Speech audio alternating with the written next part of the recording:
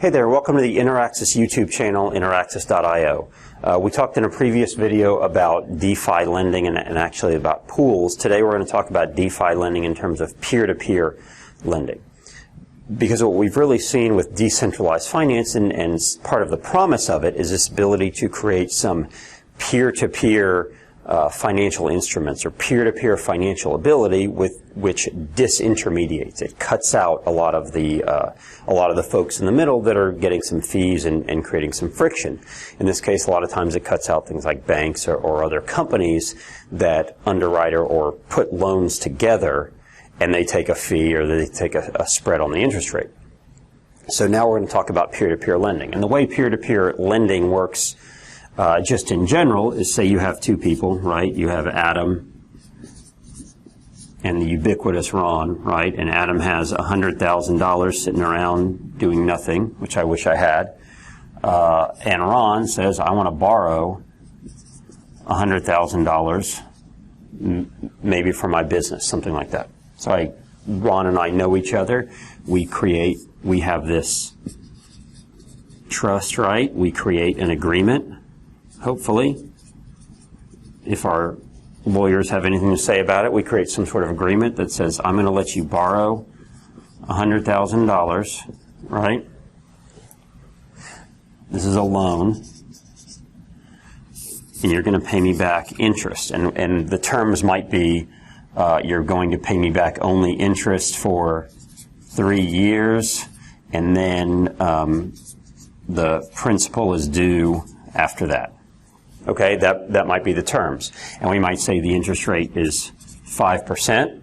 So Ron is going to pay me $5,000 per year for 3 years,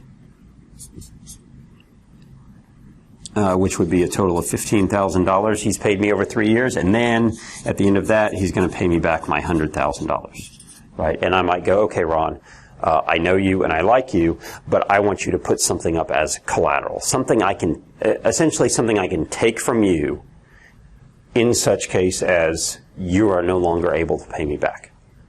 Right? And that's a big part of lending. Lending worldwide, most lending is actually collateralized by something, whether it's assets of a business. In the case of a mortgage, it's collateralized by your home. The bank is basically saying, we're going to give you a loan on your house so that you can buy it, but if you can't pay us, the recourse is we take your house back, and you don't get to live there anymore. Okay, so in this case, let's say he's buying this for equipment, and so the equipment that he's buying is becomes the collateral. Okay, so here's our agreement. Ron's going to borrow $100,000 from me. He's going to pay me $5,000 a year, and this might be monthly, it might be annually. At the end of 3 years, he's going to pay me the $100,000. If at some point Ron can no longer pay me, and either we have to go to some sort of arbitration or we know each other and we make this deal, I get to take over the equipment that he's purchased using my $100,000. That's the deal. I make 5% on my money. 5% is income to me. The principal that he pays me at the end is not, and we're done. That's the agreement. Now, this arrangement, again, this peer-to-peer lending is not scalable in traditional finance because there aren't a whole lot of people like Ron looking to borrow and a whole lot of people like me that have money to lend that know each other and trust each other enough that they can create this agreement. Plus, I'm not in the business of taking that equipment back and finding a place to sell it or whatever it is. I'm not in that business. All I know is I got money sitting around doing nothing. I'd like for it to earn something. Maybe I want it to be relatively safe. I don't want to put it in the market, whatever. Ron needs the money. So we can't find each other very easily if we didn't already know each other. And it's very difficult for that trust to be created. We've talked a lot about this in these videos, is the trust that needs to be created. Now, even if there were some marketplace where all the people that wanted to borrow and all the people that want to lend can meet each other, you have to be able to have that trust, create these agreements, know that Ron's not going to run off with my money, because if he goes to, if he takes $100,000 and buys the equipment or whatever and goes to another country, how am I going to get him? How am I going to get the equipment? This is just a very difficult arrangement to leverage and to grow and to scale worldwide. Now, I talked in another video about the pooled lending, right, which I can put my money in and just earn whatever interest. All these borrowers come in and borrow, and they have to put up, you know, a lot of collateral in order to borrow. And that can happen in the pooled sense, right? But a lot of loans and a lot of lending and debt that we don't think about happens in a peer-to-peer scenario. And those things are like trade finance, right? Whereas I might be a supplier in this case, right? So I might be a company that supplies construction equipment.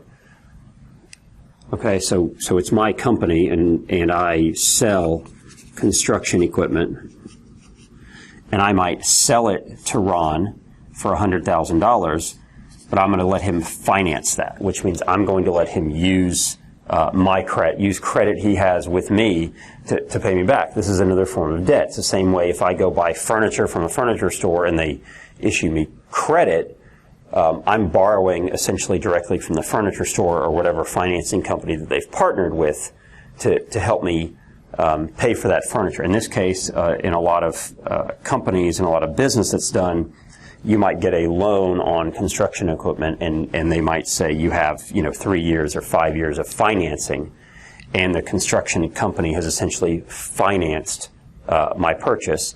And that also means that if Ron doesn't pay me, I get to take the equipment back, which is nice because I'm already in the construction equipment business. I probably know someone who can use that.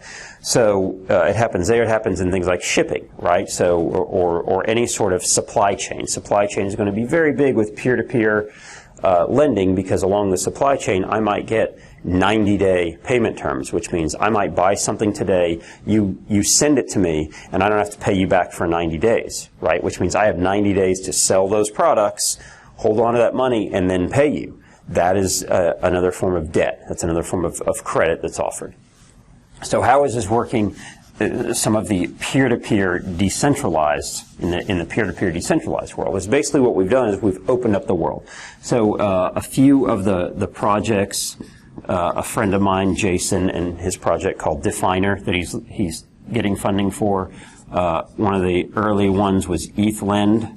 Okay, and the way you can do this is it creates almost like a marketplace here in the middle. So all the people like Ron come in and say, look, I need to borrow 50,000 DAI, okay, and here are the terms. I will pay interest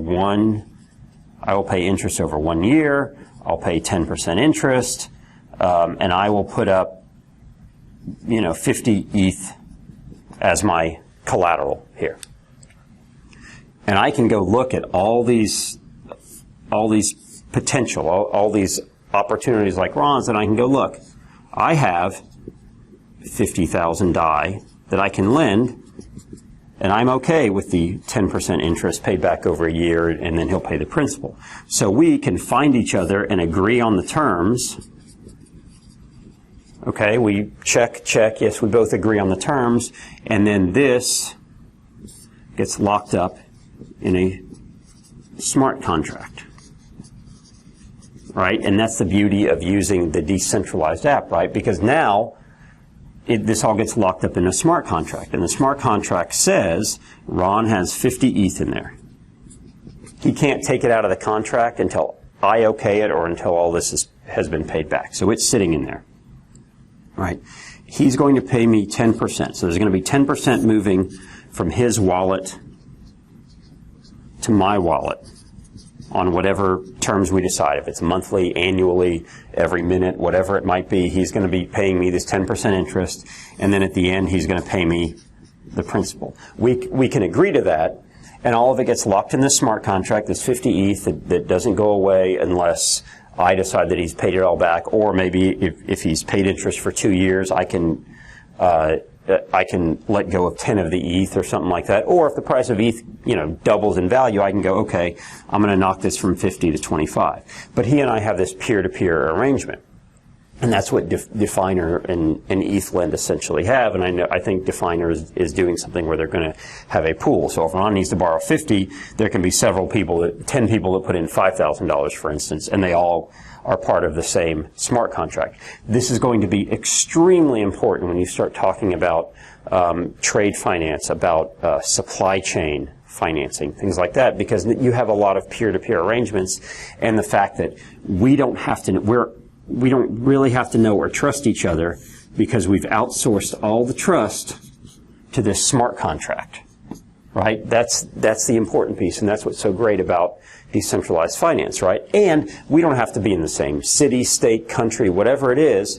All I have to know is here are the terms that Ron has put in. He's connected his wallet. The system knows that he actually has the ETH in his wallet, and once I let him borrow, it goes from wallet to wallet. Again, we don't have to know each other. It's all governed by this smart contract on the blockchain. It's transparent. So for tax purposes, for audit purposes, whatever it might be, anyone can go in and see the financials and see how this works. Right now, of course, it's probably a bunch of crypto enthusiasts just lending to each other for whatever purposes it might be. But in the future, protocols like this are going to be extremely important in the growth of the decentralized finance world and the worldwide economy, because debt is so important in the worldwide economy. And the ability to not only have pooled loans, like I talked about before, but also peer-to-peer loans is going to be so important. So that is DeFi lending, peer-to-peer loans. I will reference Definer and ETHLend in the notes for the show. When you have a chance, please go to the YouTube video and subscribe. Find us on the web, interaxis.io, and on Twitter at interaxis8, the number 8. Let us know if you like these videos, if there's anything else you want to see, and we'll keep throwing them out there. Have a great day.